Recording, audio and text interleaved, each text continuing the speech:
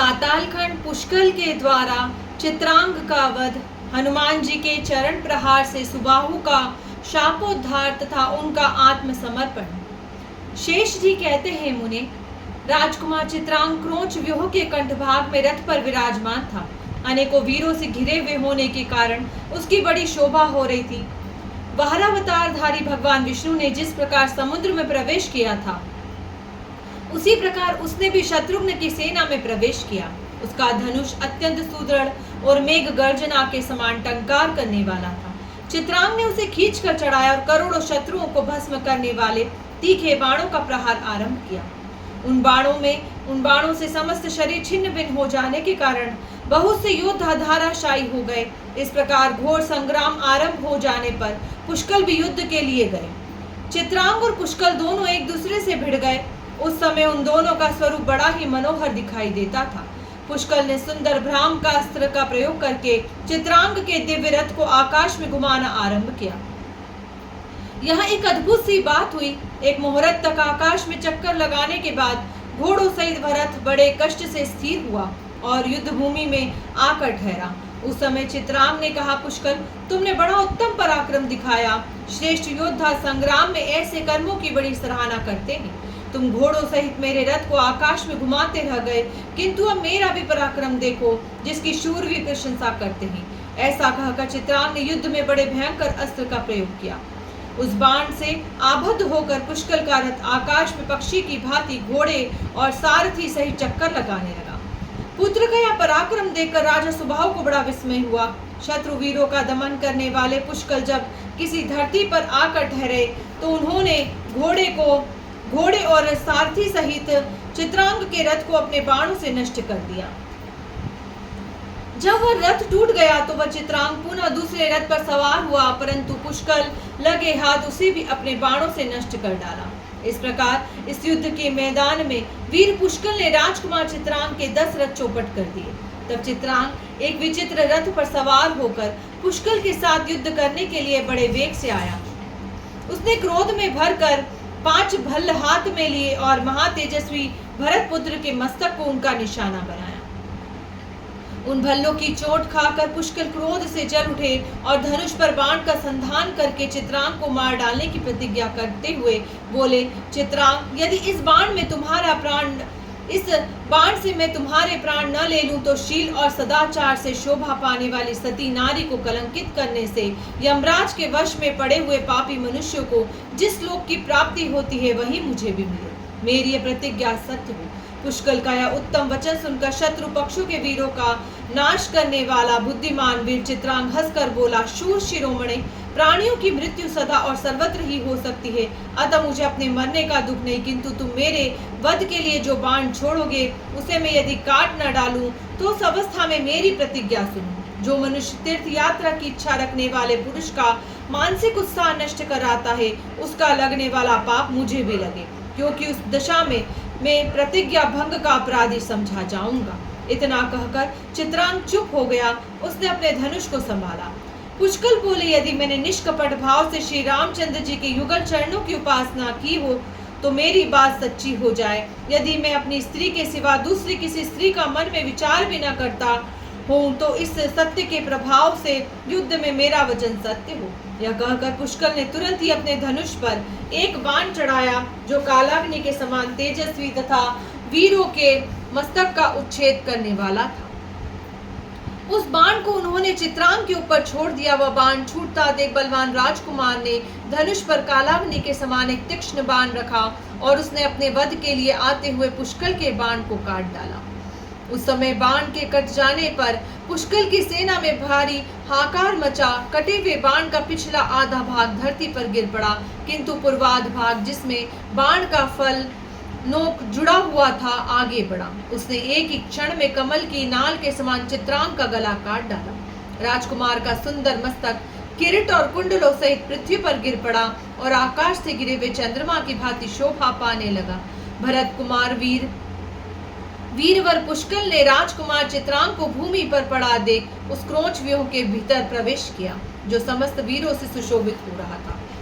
तदंतर उसने पुत्र चित्रांग को प्राणहीन होकर धरती पर पड़ा देख राजा सुबाहु पुत्र शोक से अत्यंत दुखी होकर विलाप करने लगे। उस समय राजकुमार विचित्र और दमन अपने अपने रथ पर बैठकर आए और पिता के चरणों में प्रणाम करके समयोचित वचन बोले। राजन, हम लोगों की जीते जी आपके हृदय में दुख क्यों हो रहा है? वीर पुरुषों को तो युद्ध में मृत्यु अत्यंत अभिष्ट होती है। यह चित्रांग धन्य है जो वीर भूमि में शोभा पा रहा है। महामते, आप शोक छोड़िए, दुख से इतने आतुर क्यों हो रहे हैं? मान्यवर, हम दोनों को युद्ध के लिए आज्ञा दीजिए और स्वयं भी युद्ध में मन लगाइए। अपनी वीरता पर गर्व करने वाले दोनों पुत्रों का यह वचन सुनकर महाराज ने शोक छोड़ दिया और युद्ध के लिए निश्चय किया। साथ ही संग्राम में उन्मत्त होकर लड़ने वाले वे दोनों भाई विचित्र और दमन भी अपने समान योद्धा की अभिलाषा करते हुए असंख्य सैनिकों से भरी हुई शत्रु की सेना में घुस गए। दमन ने रिपुताप के और विचित्र ने नील रत्न के साथ लोहा लिया। वे दोनों वीर रणभूमि में उत्साहपूर्वक युद्ध करने लगे। स्वयं राजा सुबाहु सुवर्ण जटित रथ पर सवार हो करोड़ों वीरों से घिरे हुए शत्रुघ्न के साथ युद्ध करने के लिए चले। सुबाहु को पुत्र वधु के कारण रोष में भरकर युद्ध के लिए आते और सैनिकों का नाश करते देखकर शत्रुघ्न के पार्श्व भाग की रक्षा करने वाले हनुमान जी उनकी ओर दौड़े। नख ही उनके आयुध थे और वे युद्ध में मेघ की भांति विकट गर्जना कर रहे थे। उस समय सुबाहु ने 10 बाणों से हनुमान जी की छाती में बड़े वेग से चोट की, परंतु हनुमान जी बड़े भयंकर वीर थे। उन्होंने सुबाहु के छोड़े हुए सभी बाण अपने हाथ से पकड़ लिए और उन्हें तिल तिल करके तोड़ डाला। वे महान बलवान तो थे ही, राजा के रथ को अपनी पूंछ में लपेटकर वेग पूर्वक खींच ले चले। उन्हें रथ लेकर जाते देखकर नृपश्रेष्ठ सुबाहु आकाश में ही खड़े हो गए और तीखी नोक वाले सायकों से उनकी पूंछ, मुख, हृदय, बाहु और चरणों में बारंबार चोट पहुंचाने लगे। तब कपिवर हनुमान जी को बड़ा क्रोध हुआ। उन्होंने वेग से उछलकर उत्तम योद्धाओं से सुशोभित राजा सुबाहु की छाती में लात मारी। राजा उनके चरण प्रहार से मूर्छित होकर धरती पर गिर पड़े और मुख से गरम गरम रक्त वमन करने लगे। उस समय वे जोर जोर से सांस लेते हुए कांप रहे थे। मूर्छावस्था में ही राजा ने एक स्वप्न देखा। अयोध्यापुरी में सरयू के तट पर भगवान श्री रामचंद्र जी यज्ञ मंडप के भीतर विराजमान है। यज्ञ कराने वालों में श्रेष्ठ अनेक ब्राह्मण उन्हें घेर कर बैठे हुए हैं। ब्रह्मा आदि देवता और करोड़ों ब्राह्मण के प्राणी हाथ जोड़ खड़े हैं तथा बारंबार भगवान की स्तुति कर रहे हैं। भगवान श्री राम विग्रह श्याम रंग का है, उनके नेत्र सुंदर है। उन्होंने अपने हाथ में मृग का सिंह धारण कर रखा है। नारद आदि देवर्षिगण हाथों से वीणा बजाते हुए उनका सुयश गान कर रहे हैं। चारों वेद मूर्तिमान होकर रघुनाथ जी की उपासना करते हैं। संसार में जो कुछ भी सुंदर वस्तुएं हैं उन सब के दाता पूर्ण ब्रह्म भगवान श्री राम ही है। इस प्रकार स्वप्न देखते देखते वे जाग उठे। उन्हें चेत हो आया। फिर तो वे शत्रुघ्न जी के चरणों की ओर पैदल ही चल दिए। धर्मज्ञ महाराज ने युद्ध के लिए उद्धत हुए सुकेतु, विचित्र और दमन को बुलाकर लड़ने से रोका और कहा, अब शीघ्र ही युद्ध बंद करो। दमन, यह बहुत बड़ा अन्याय हुआ जो तुमने भगवान श्री राम के तेजस्वी अश्व को पकड़ लिया। ये श्री रामचंद्र जी कार्य और कारण से परे साक्षात परब्रह्म है, चराचर जगत के स्वामी हैं। मानव शरीर धारण करने पर भी वे वास्तव में मनुष्य नहीं है। इन्हें इस रूप से जान लेना ही ब्रह्म ज्ञान है। इस तत्व को मैं अभी समझ पाया हूँ। मेरे पापहीन पुत्रों, पूर्व काल में असितांग मुनि के शाप से मेरा ज्ञान रूपी धन नष्ट हो गया था, वह प्रसंग में सुना रहा हूँ। प्राचीन समय की बात है, मैं तत्व ज्ञान प्राप्त करने की इच्छा से तीर्थ यात्रा के लिए निकला था। उस यात्रा में मुझे अनेकों धर्मज्ञ ऋषि महर्षियों के दर्शन हुए। एक दिन ज्ञान प्राप्ति की इच्छा से मैं असितांग मुनि के सेवा में गया। उस समय उन ब्रह्मर्षि मेरे ऊपर कृपा करके इस प्रकार उपदेश देना आरंभ किया। उन्हीं का नाम परब्रह्म है तथा जो उनकी धर्मपत्नी जनक किशोरी भगवती सीता है, वे भगवान की साक्षात चिन्मयी शक्ति मानी गई है। दुस्तर एवं अपार संसार सागर से पार जाने की इच्छा रखने वाले योगी जन यम नियम आदि साधना के द्वारा साक्षात श्री रघुनाथ जी की उपासना करते हैं। वे ही ध्वजा में गरुड़ का चिन्ह धारण करने वाले भगवान नारायण हैं। स्मरण करने मात्र से ही वे बड़े बड़े पापों को हर लेते हैं। जो विद्वान उनकी उपासना करेगा वह सभी संसार समुद्र से तर जाएगा। मुनि की बात सुनकर मैंने उनका उपहास करते हुए कहा, राम कौन बड़े शक्तिशाली हैं, ये तो एक साधारण मनुष्य है। इसी प्रकार हर्ष और शोक में डूबी हुई ये जानकी देवी भी क्या चीज है, जो अजन्मा है उसका जन्म कैसा, तथा जो अकर्ता है उसके लिए संसार में आने का क्या प्रयोजन है। मुने, मुझे तो आप उस तत्व उपदेश दीजिए जो जन्म दुख और जरावस्था से परे हो। मेरे ऐसा कहने पर उन विद्वान मुनीश्वर ने मुझे शाप दे दिया। वे बोले, ओ नीच, तू श्री रघुनाथ जी के स्वरूप को नहीं जानता तो भी मेरे कथन का प्रतिवाद कर रहा है। इन भगवान श्री रामचंद्र जी की निंदा करता है और ये साधारण मनुष्य है, ऐसा कहकर उनका उपहास कर रहा है। इसलिए तू तत्व ज्ञान से शून्य होकर केवल पेट पालने में लगा रहेगा। यह सुनकर मैंने महर्षि के चरण पकड़ लिए और अपने प्रति उनके हृदय में दया का संचार किया।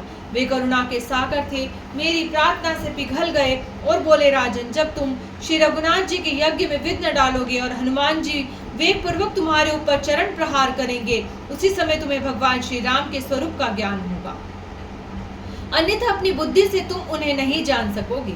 मुनिवर असितांग ने पहले ही जो बात बताई थी उसका उस समय मुझे प्रत्यक्ष अनुभव हो रहा है।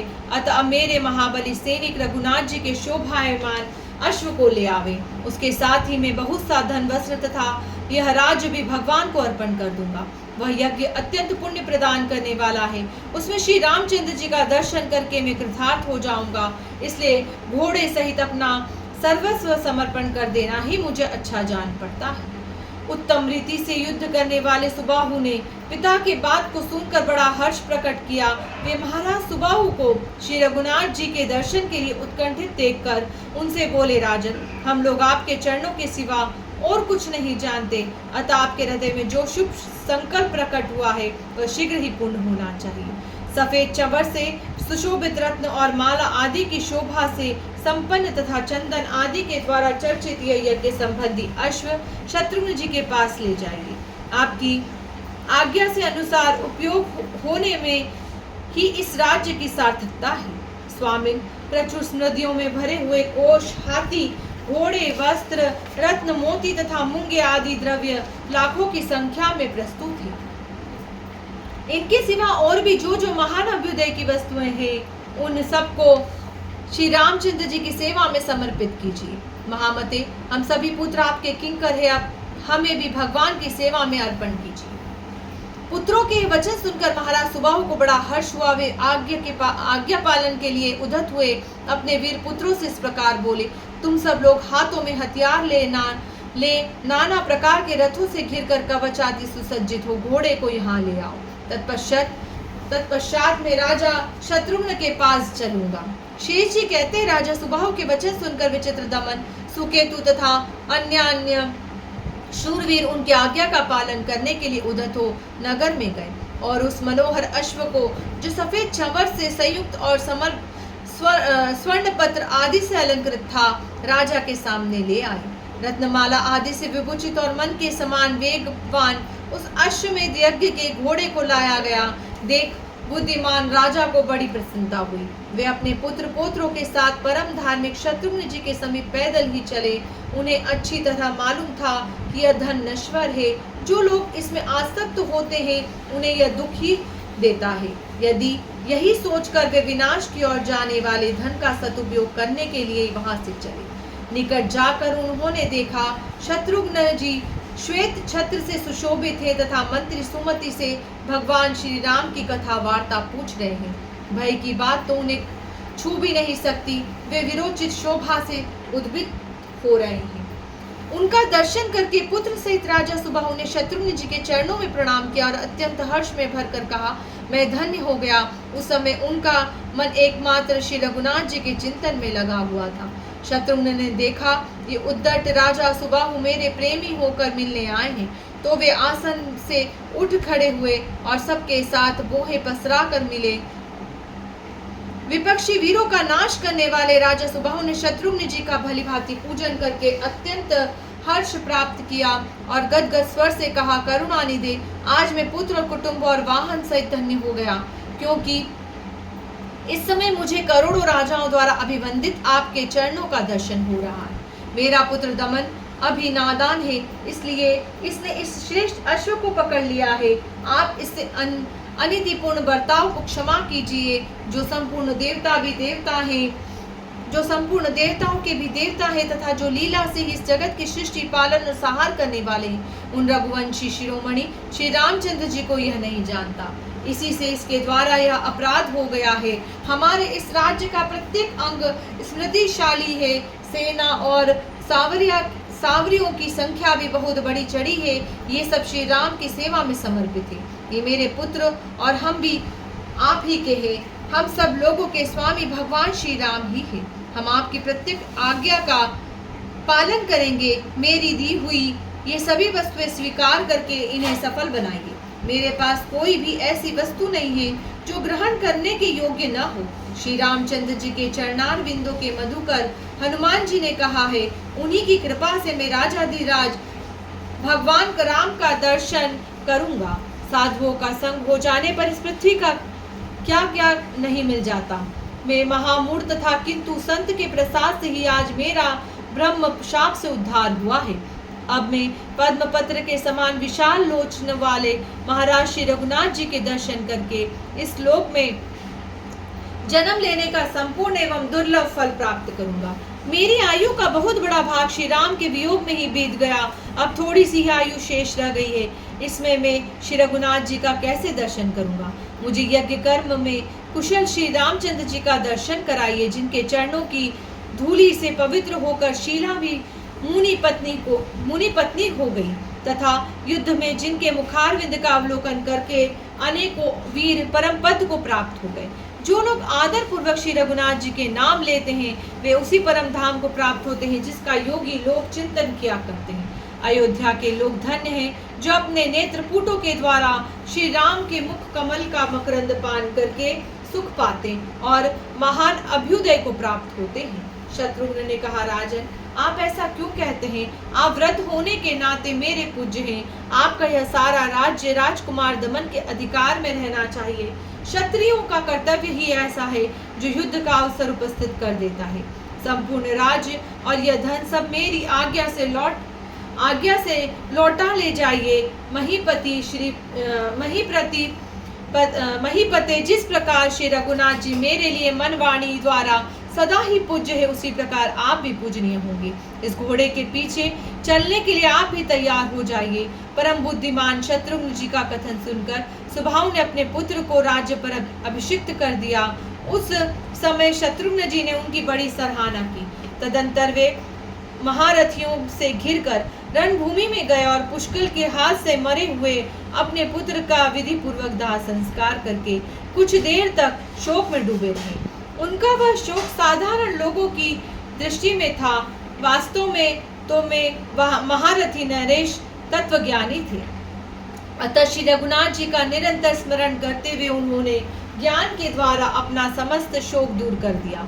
फिर अस्त्र शस्त्रों से सुसज्जित होकर रथ पर बैठे और विशाल सेना के साथ महारथियों को आगे करके शत्रुघ्न के पास आए। राजा शत्रुघ्न ने सुबाहु को संपूर्ण सेना के साथ उपस्थित देख घोड़े की रक्षा के लिए जाने का विचार किया। सुबाहु के यहाँ से छूटने पर वह भाल पत्र से चिन्हित अश्व भारतवर्ष की वामावर्त परिक्रमा करता हुआ पूर्व दिशा के अनेकों देशों में गया। उन सभी देशों में बड़े बड़े शूरवीरों द्वारा पूजित भूपाल उस अश्व को प्रणाम करते थे। कोई भी उसे पकड़ता नहीं था। कोई भी विचित्र वस्त्र, कोई अपना महान राज्य तथा कोई धन वैभव या और कोई वस्तु भेंट के लिए लाकर अश्व से शत्रुघ्न को प्रणाम करते थे। जय श्री राम।